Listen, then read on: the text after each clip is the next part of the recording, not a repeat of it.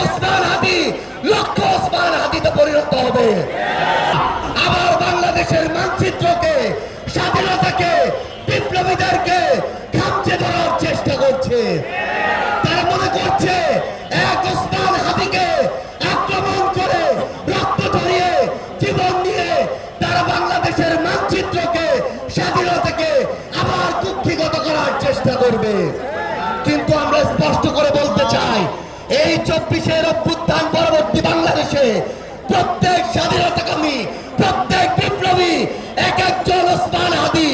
আবু সাইদের বুকে গুলি চালিয়ে সকল আবু সাইদদের দমানোর চেষ্টা করা হয়েছিল, কিন্তু এক আবু সাইদ এরপরে লক্ষ আবু সাইদে পরিণত হয়েছে।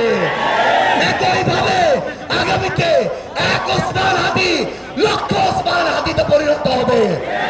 ভারত যদি মনে করে বাংলাদেশের গণহত্যার নির্দেশদাতা খুনি হাসিনা, মৃত্যুদণ্ডপ্রাপ্ত হাসিনাকে ভারতে আশ্রয় দিয়ে, ওসমান হাদির খুনিদেরকে ভারতে আশ্রয় দিয়ে এই বাংলাদেশের সাথে তাদের কোনোদিন সম্পর্ক স্বাভাবিক হবে, এই বাংলাদেশে এই হাদিরা বেঁচে থাকতে কোনোদিন সেই সম্পর্ক স্বাভাবিক হবে না, হবে না, হবে না।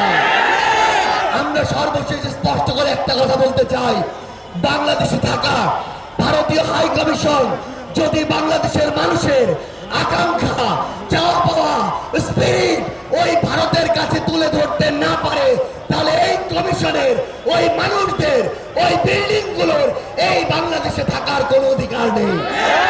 শুধু একটাই সর্বশেষ কথা, আগামীর বাংলাদেশে আমাদের স্বাধীনতাকে, আকাঙ্ক্ষাকে, বিপ্লবকে, ওসমান হাদিদেরকে কেউ যদি আক্রমণ করতে চায়, সেই আগুন এই বাংলাদেশ থেকে পৃথিবীর প্রতিটি প্রান্তে ছড়িয়ে পড়বে ইনশাআল্লাহ।